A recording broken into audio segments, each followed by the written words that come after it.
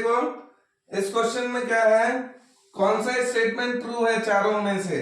Cash flow statement is based upon accrual basis. क्या ये accrual basis पर बनाया जाता है? कैश बेसिस पे, तो ये तो गलत हो गया। दूसरा है cash flow statement is useful for short term financial analysis. क्या ये शॉर्ट टर्म फाइनेंशियल एनालिसिस के लिए बनाया जाता है? नहीं, लॉन्ग टर्म के लिए है। शॉर्ट के नहीं बनता है, ये तो लॉन्ग के लिए बनता है। अच्छा हिमांशु आप बताओ।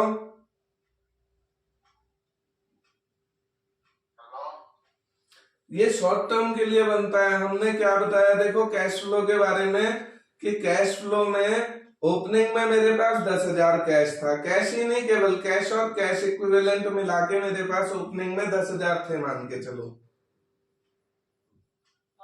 अब क्लोजिंग में हो गए 15,000। इसका मतलब क्या हुआ, 5,000 मेरे पास कहीं से इनफ्लो हुआ है नहीं हुआ है? वो इनफ्लो ही तो देखने के लिए ये कैश फ्लो बनाते हैं हम। उसी इनफ्लो को चेक करने के लिए कि कितना इनफ्लो हुआ है वही चेक करने के लिए कैश फ्लो स्टेटमेंट बनाते हैं। तो वो बेसिकली कैश और कैश इक्विवेलेंट ही है ना, कैश और कैश इक्विवेलेंट ही तो है। और कैश और कैश इक्विवेलेंट शॉर्ट टर्म चीजें होती हैं, लॉन्ग टर्म नहीं होती हैं। कैश और कैश इक्विवेलेंट के लिए बनाते हैं ना, और वो शॉर्ट टर्म होता है, तो इसलिए ये शॉर्ट टर्म एनालिसिस के ही काम आता है। यही इसका करेक्ट आंसर है। Cash flow short term analysis short term होती है। बनता तो ये साल में एक बार ही है। सोचो शुरू में 50,000 है, अब क्लोजिंग हो गई 70,000, तो 20,000 कहीं ना कहीं से कैश आया है ना। तो इसी की तो एनालिसिस कैश फ्लो करता है कि क्या आया है कितना आया है। तो ये कैश की एनालिसिस, कैश एक आइटम क्या है, कैश शॉर्ट टर्म होती है या लॉन्ग टर्म? कैश एक करेंट असेट है, तो शॉर्ट टर्म ही तो करेंट असेट होती है, लॉन्ग टर्म तो नॉन करेंट हो जाती है। कैश तो करंट असेट है, शॉर्ट टर्म चीज है, उसकी एनालिसिस करेंगे हम। शॉर्ट टर्म है। नेक्स्ट देखो, it is a substitute of cash account. क्या ये कैश अकाउंट का सब्स्टिट्यूट है? हाँ, कैश फ्लो और कैश अकाउंट में कोई फर्क नहीं है क्या? सब्स्टिट्यूट तो तभी हुआ ना जब कोई फर्क नहीं हुआ उसमें। ये बना लो या ये बना लो, बिल्कुल अलग अलग हुआ। ये सब्स्टिट्यूट नहीं है, क्योंकि हम देखो कैश अकाउंट में तो दो ही चीजें आती हैं। कौन कौन सी? या तो कैश आ जाएगा और बैंक कॉलम आ जाएगा। कैश अकाउंट में तो कैश कॉलम और बैंक कॉलम के अलावा कुछ नहीं आ सकता ना। यहाँ आपका कैश तो आएगा ही आएगा, बैंक कॉलम भी आएगा, मार्केटेबल सिक्योरिटीज भी, यानी कैश और कैश इक्विवेलेंट चीजें भी आएंगी इसमें, इक्विवेलेंट भी आएंगी इसमें। तो ये फर्क है, सब्स्टिट्यूट नहीं है उसका, ये रॉन्ग है। फिर चौथा है cash from operations and fund from operation are the same thing.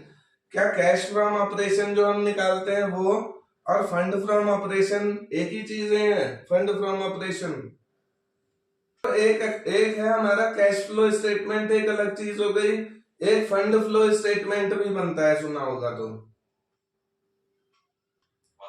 तो फंड फ्लो में ना खाली बैलेंस शीट की जो नीचे वर्किंग कैपिटल होती है ना,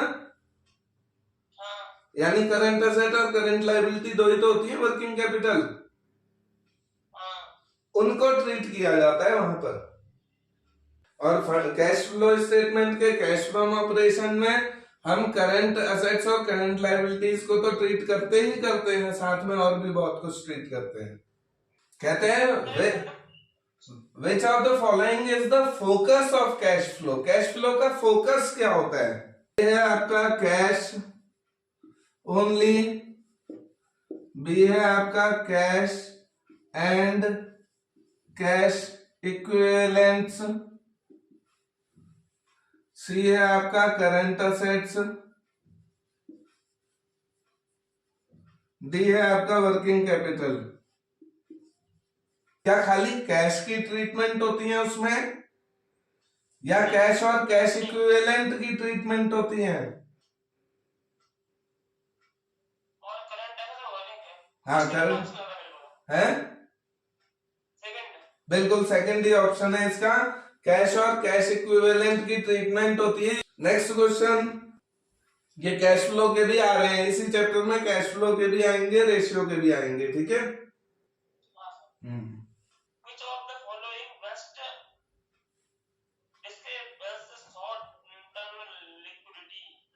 हाँ, सबसे बढ़िया लिक्विडिटी कौन चीज दिखा देती है आपको? बिल्कुल एसिड टेस्ट रेशियो है। कौन सा? Acceptance period, collection period. सुनो, एवरेज कलेक्शन पीरियड,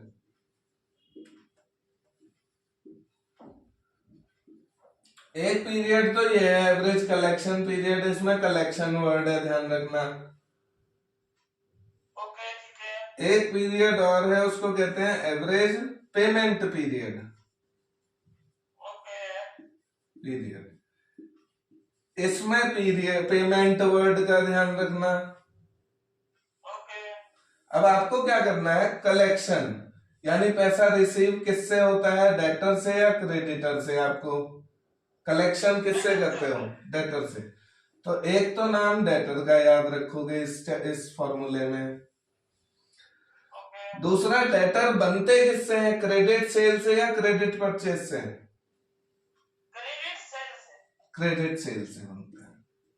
बस ये दो नाम अगर आपको याद है तो आप इसमें गड़बड़ नहीं करोगे। इसके बाद एवरेज पेमेंट,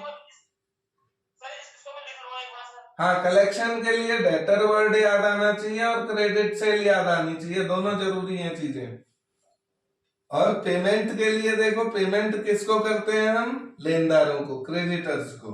तो यहाँ पे हमें डेटर याद रहना है और यहाँ पे हमें क्रेडिटर याद रहना है।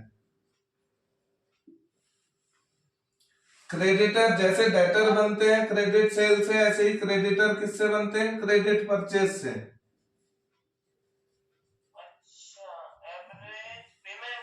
हाँ, पेमेंट पीरियड अगर आ गया तो आपको ये याद रखना है कि पेमेंट मैं किसे करता हूँ? क्रेडिटर को करता हूँ। पेमेंट रिसीव किससे करता हूँ? डेटर से करता हूँ। अगर रिसीव्ड वाली बात आ रही है तो डेटर, पेमेंट वाली बात आ रही है तो क्रेडिटर। क्रेडिटर डेटर किससे बनते हैं? क्रेडिट सेल होगी तो डेटर अपने आप पैदा हो जाएंगे। क्रेडिट परचेज करूंगा किसी से तो क्रेडिटर अपने आप पैदा हो जाएंगे। अब एवरेज कलेक्शन पीरियड का जो फॉर्मूला होता है, इसको हम दो तरीके से निकाल सकते हैं। एक तो हम निकालते हैं डेज में और एक हम निकालते हैं मंथ्स में। अगर डेज में निकालना है तो रखो 365 को ऊपर, अगर मंथ्स में निकालना है तो रखो 12 को ऊपर। एक साल में 12 महीने, एक साल में 365 दिन। अब इनको डिवाइड किससे करना है? डिवाइड देखो, इसको करते हैं हम डेटर टर्नओवर रेशियो से। डेटर टर्नओवर, इधर इसके फॉर्मूले में देखो क्या आएगा, 365 यहां भी आएगा, बट डिवाइड इसको किससे करोगे?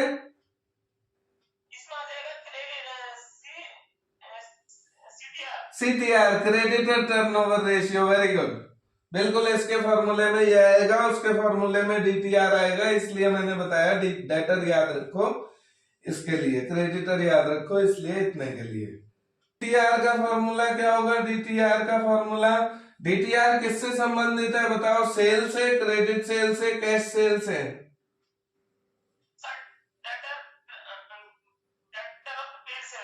क्रेडिट सेल से है ना, तो क्रेडिट सेल को ऊपर रख दो, क्रेडिट सेल को ऊपर रख दो।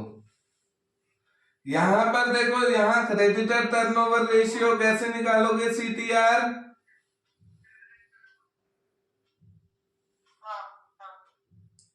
यहां डीटीआर में क्रेडिट सेल ऊपर रखी,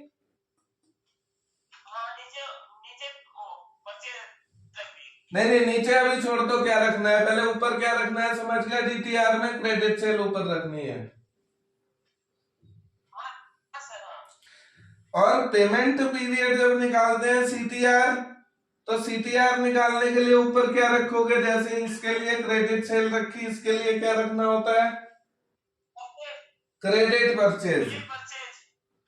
क्रेडिट परचेज। तो एक बात तो ये ध्यान रखनी है कि इसके ऊपर में क्या, इसके ऊपर में क्या। अब नीचे क्या आएगा? डेटर टर्नओवर रेशियो है तो average debtor, creditor turnover ratio है तो एवरेज क्रेडिटर।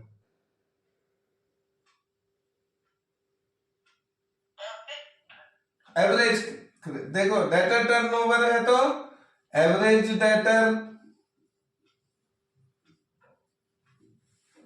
अगर क्रेडिटर टर्नओवर रेशियो है तो एवरेज क्रेडिटर्स, एवरेज क्रेडिटर। अब एवरेज डेटर एवरेज क्रेडिटर कैसे निकालते हैं? एवरेज डेटर अगर निकालने हैं आपको तो डिवाइड तो 2 से ही करोगे, ऐसे ही एवरेज क्रेडिटर निकालने हैं तो इसमें भी डिवाइड किससे करोगे? 2 से। ऊपर क्या आएगा? एवरेज डेटर है तो opening debtor plus closing debtor upon 2। Average debtor से एवरेज डेटर जो यहां नीचे चाहिए, वो एवरेज डेटर कैसे निकालोगे? Opening debtor plus closing debtor upon 2। Average creditor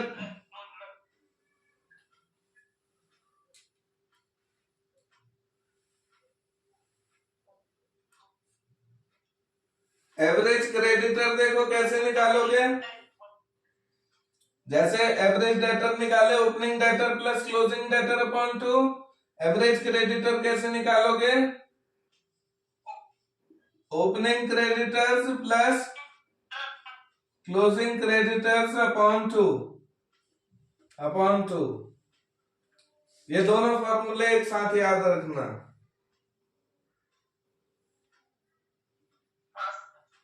ठीक हो गया। और आंसर जब कलेक्शन पीरियड का निकालोगे तो काट के, अगर 365 से कर रहे हो डिवाइड तो डेज में आंसर देना, अगर 12 को डिवाइड कर रहे हो तो मंथ में आंसर देना।